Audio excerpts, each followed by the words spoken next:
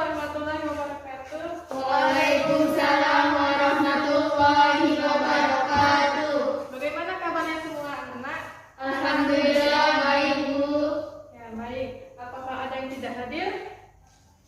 Baik, Ibu akan masuk terlebih dahulu ya. Hadir. Sisi Aidia, Hadir, Bu. Sapareta Mutiara, Hadir, Bu. Septi Ananda. Hadir, Bu. Sebelum kita masuk ke materi pelajaran kita pada hari ini tentang tumbuhan, ada yang masih ingat materi yang sudah kita pelajari minggu lalu? Ya, Bu. Ya, Fatia? Materi tentang jamur. Ya, baik. Jadi, materi yang sudah kita pelajari pada minggu lalu yaitu materi tentang jamur. Apa sih perbedaan antara jamur dengan tumbuhan lumut itu? Ada yang tahu? Ya, Bu. Ya, silakan Fatia. Jamur hidup trapis dan subtropis. Ya, sedangkan lumut?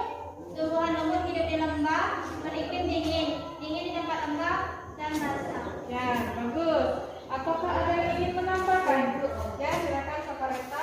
Jamur membutuhkan bahan organik untuk menyerap nutrisi karena tidak memiliki klorofil, sedangkan tumbuhan lumut sudah memiliki klorofil sehingga lumut bisa berfotosintesis. Ya, jadi tumbuhan jamur itu dapat hidup di tempat yang tropis maupun di tempat yang subtropis. Sedangkan tumbuhan lumut hanya dapat hidup di tempat yang beriklim dingin, lembab dan basah.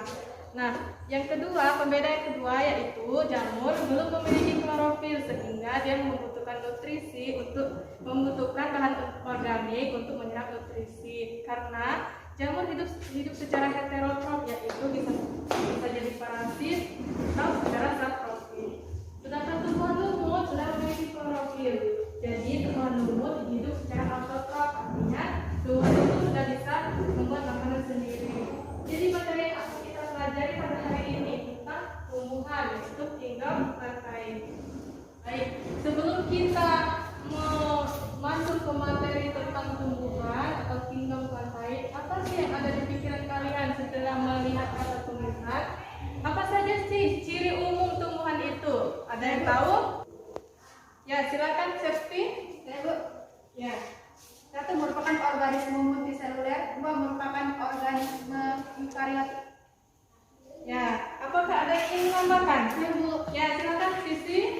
Dinding sel mengandung selulosa, dapat berfotosintesis, memiliki akar batang dan daun, serta berproduksi secara vegetatif dan generatif. Ya, bagus. Tumbuhan atau kingdom plantae memiliki ciri-ciri umum. Yang pertama merupakan organisme eukariotik. Yang kedua merupakan organisme multiseluler. Dinding sel mengandung selulosa, kemudian menghasilkan klorofil, dapat berfotosintesis, kemudian sudah dapat dibedakan antara akar, batang, dan daun. Kemudian menyimpan cadangan makanan di dalamnya. Selanjutnya bereproduksi secara vegetatif dan generatif. Ya, jadi tumbuhan itu dapat dibedakan menjadi tumbuhan lumut atau bryophyta, kemudian tumbuhan paku atau pteridophyta, dan tumbuhan berbiji yaitu spermatophyta. Nah, pokok bahasan yang akan kita pelajari pada hari ini yaitu pertama, ciri-ciri umum kingdom plantae yang sudah kita bahas awal tadi. Kemudian ciri tubuh, habitat, cara hidup dan cara reproduksi tumbuhan lumut. Kemudian ciri tubuh, habitat, cara hidup dan reproduksi tumbuhan paku atau pteridophyta. Kemudian ciri-ciri tumbuhan berbiji atau spermatophyta berdasarkan ciri morfologinya. Dan yang terakhir, manfaat dan peran tumbuhan dalam kehidupan, yaitu dalam ekosistem.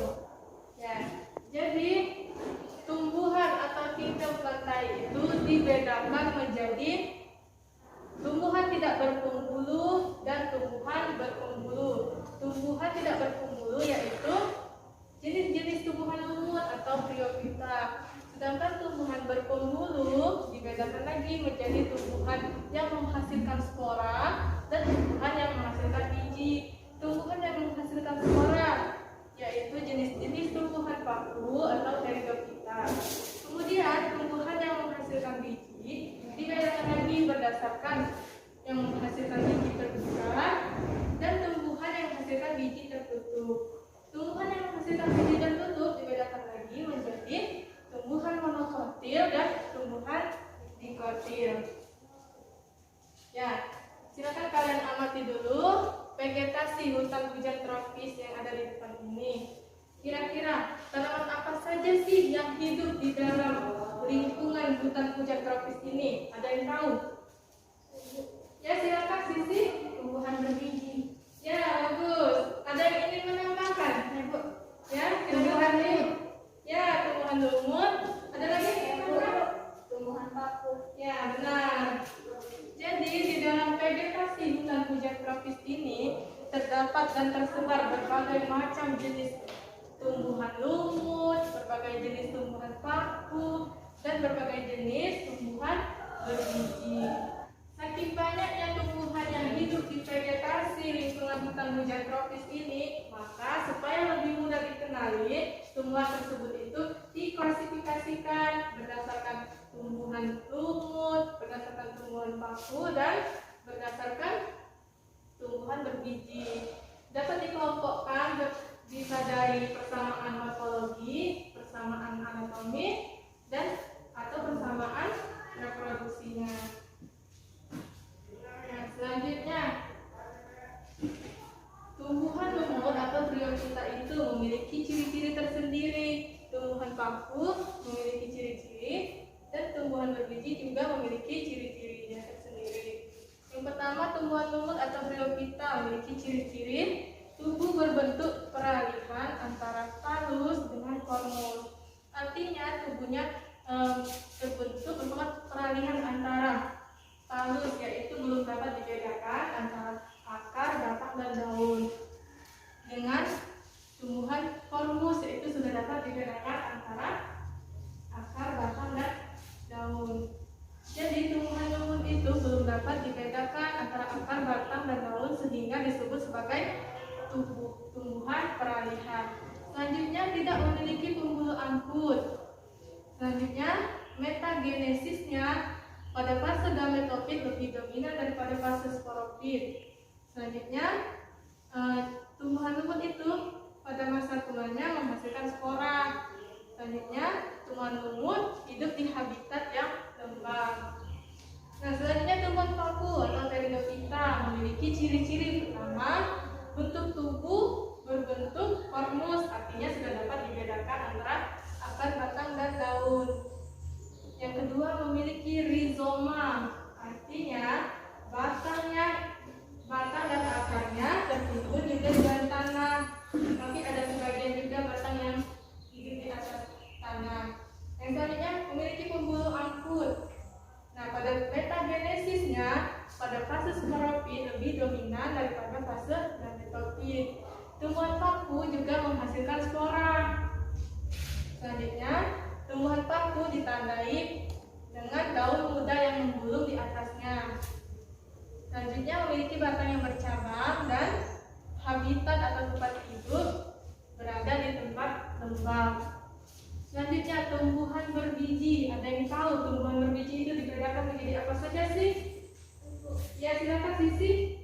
Tumbuhan berbiji itu bisa dibedakan menjadi dua, yaitu tumbuhan berbiji terbuka dan tumbuhan berbiji tertutup. Ya, bagus. Jadi tumbuhan berbiji atau spermatofita dibedakan menjadi gymnospermae atau biji terbuka dan angiospermae atau berbiji tertutup. Gymnospermae itu sendiri memiliki ciri. Yang pertama, bakal biji tidak dilindungi oleh daun buah. Yang kedua, tidak mempunyai bunga sejati. Artinya bunga jantan dan bunga betina terpisah, tidak di dalam satu tempat. Yang ketiga, pembuahannya tunggal dan alat kelamin terpisah.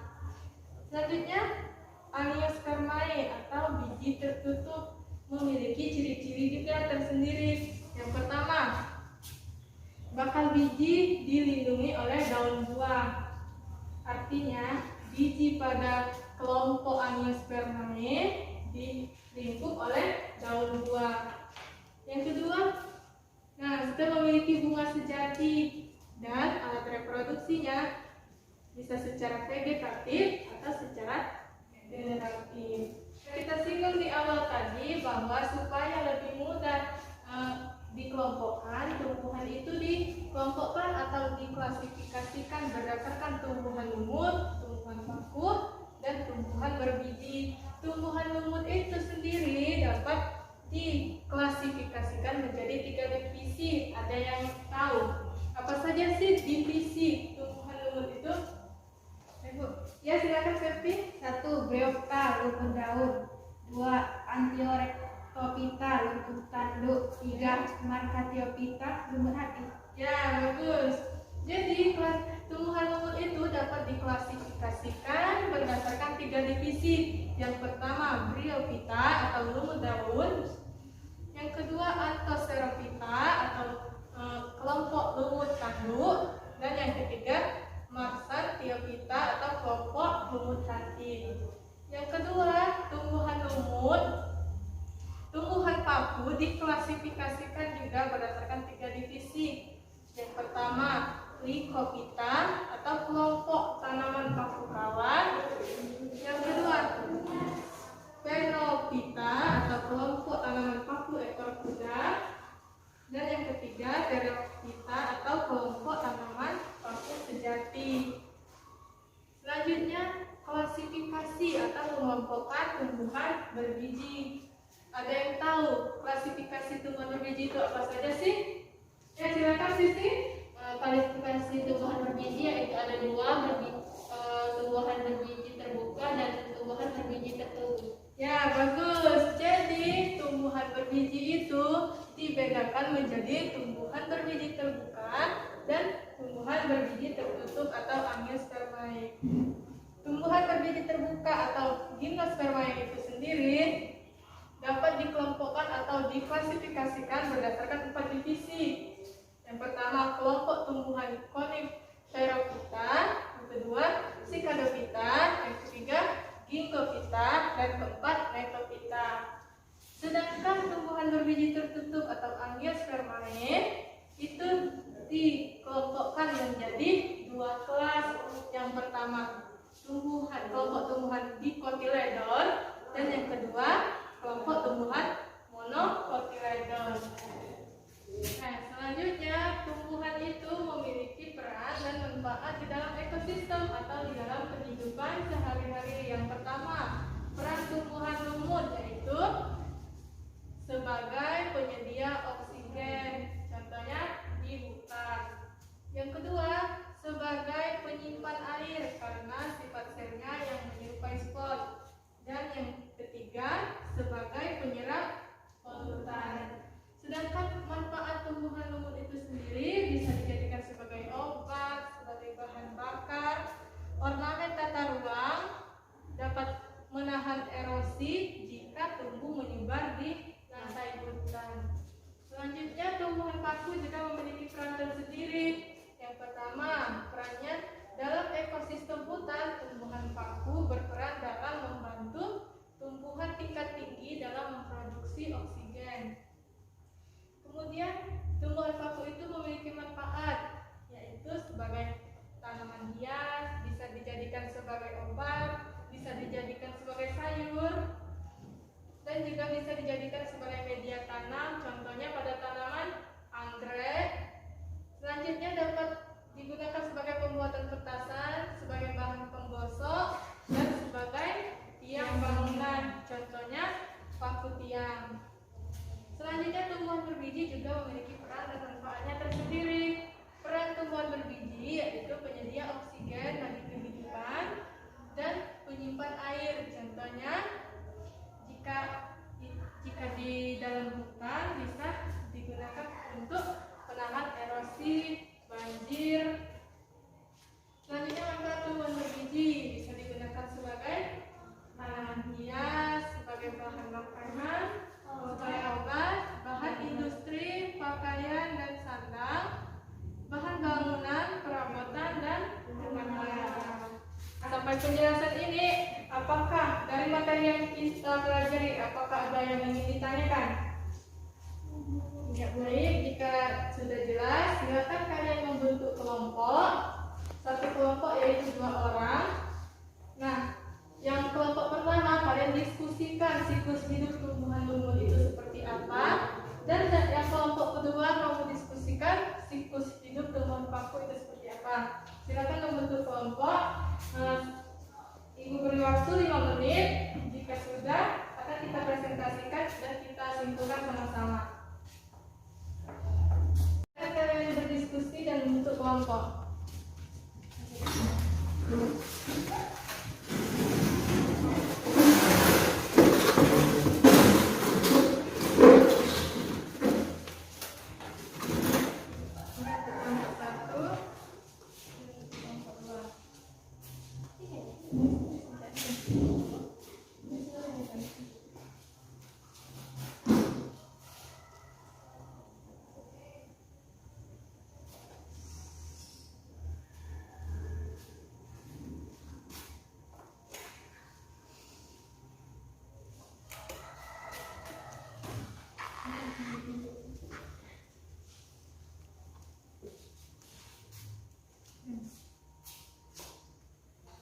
Ya, waktunya sudah selesai. Silakan kelompok 1 siapa yang perwakilan presentasinya?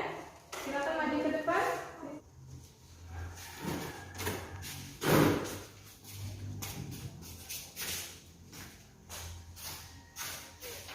Ya, silakan kepada kelompok 1 untuk presentasi.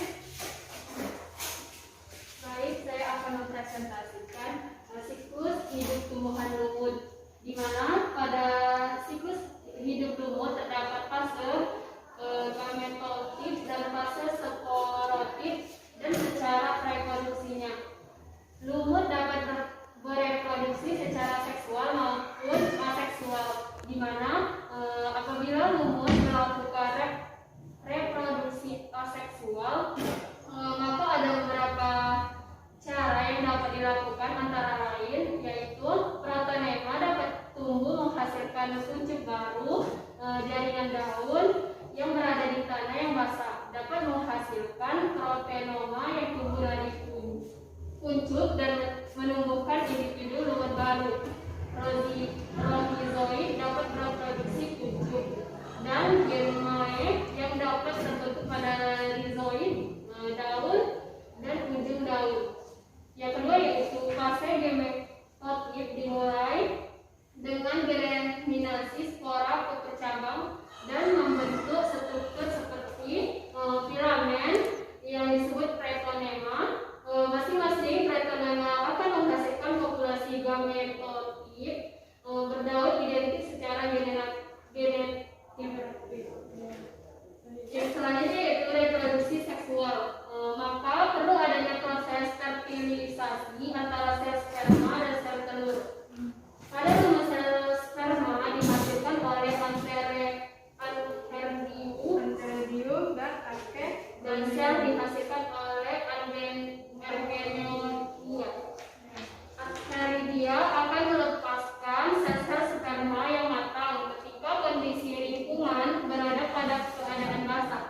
Ketika sel telur atau Ergenonia telah matang, bagian lehernya akan berbentuk sebuah kanal atau jalur yang akan berperan saat proses fertilisasi. Fase saprotip dimulai sejak terbentuknya sel zigot hasil fertilisasi. Sel zigot kemudian akan berkembang menjadi embryo yang nanti berdiferensiasi menjadi bagian kaki, seta dan sporangium. Terima kasih, itulah hasil dari diskusi kami kali ini. Ya, silakan duduk. Silakan berikan tepuk tangan kepada kelompok 1. Selanjutnya, silakan kepada kelompok 2. Siapa yang mewakili presentasi? Kan kepada kelompok 2.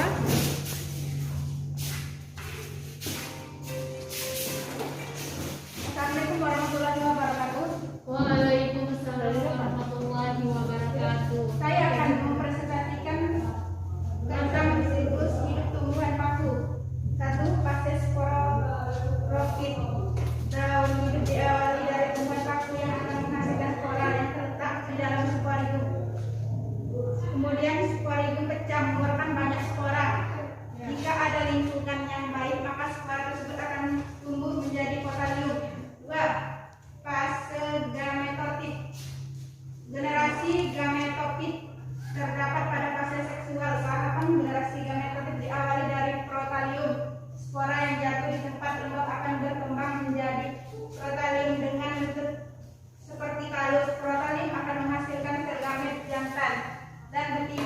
Hasil dari tumbuhan sel gamet akan menghasilkan zigot diploid yang akan berkembang menjadi tumbuhan paku, kemudian berkembang menjadi tumbuhan paku dewasa. Selanjutnya daun hidup tumbuhan paku kembali lagi ke fase dan begitu seterusnya.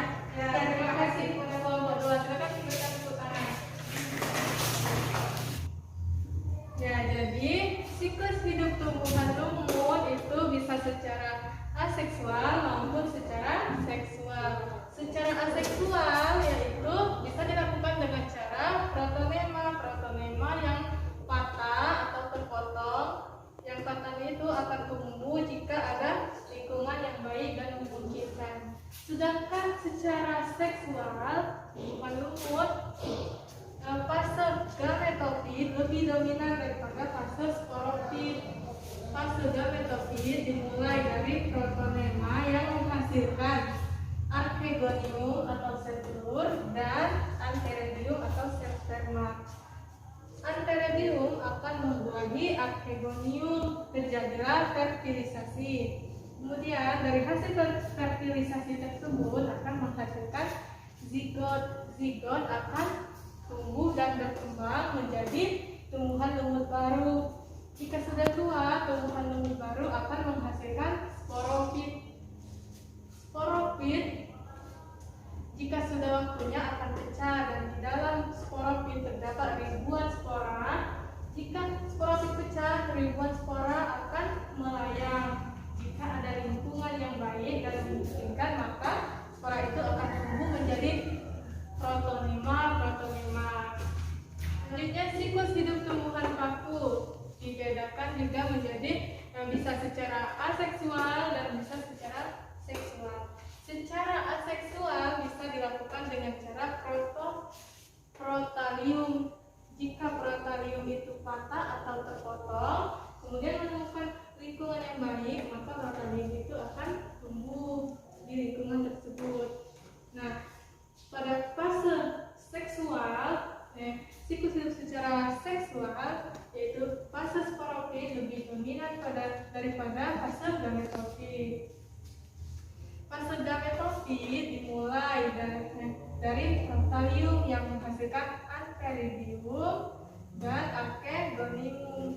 Archegonium atau sel telur akan dibuahi oleh sel sperma atau antheridium. Kemudian terjadilah pembuahan yang menghasilkan zigot. Zigot akan tumbuh dan berkembang menjadi tumbuhan paku muda. Kemudian tumbuhan paku lama-kelamaan akan menghasilkan akar, rizoid, dan daun. Kemudian pada fase sporofit dewasa, tumbuhan paku menghasilkan spora di balik daun seperti ini. Nah, kemudian spora itu terdapat di dalam sporanium. Jika sudah waktunya, sporanium akan pecah dan ribuan spora akan keluar. Kemudian akan terbawa oleh angin. Jika spora itu menemukan lingkungan yang tepat, maka spora itu akan tumbuh menjadi tumbuhan paku yang